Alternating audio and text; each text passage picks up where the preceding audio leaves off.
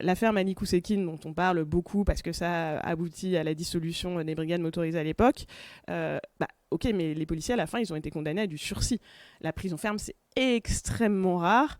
Alors évidemment, on peut me dire que le parallèle est un peu tiré par les cheveux, mais je ne peux pas m'empêcher de penser à toutes les personnes en situation de précarité qui sont envoyées en prison ferme pour avoir volé de la nourriture, et des gens qui ont tué ou mutilé sont pratiquement pas envoyés en prison.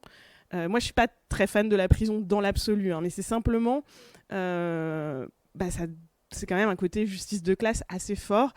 Et voilà, et les peines sont faibles. Il y a aussi, il y a eu un cas, alors c'est une procédure de plaidé coupable, où pour un tir de LBD dans la mâchoire, c'était une amende de 1 350 €.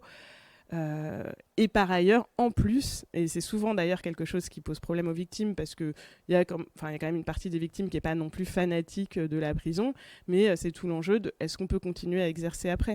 Et il y a beaucoup de peines qui sont sans inscription au casier judiciaire, donc aucun problème pour la carrière, et puis très peu d'interdictions d'exercer qui sont prononcées.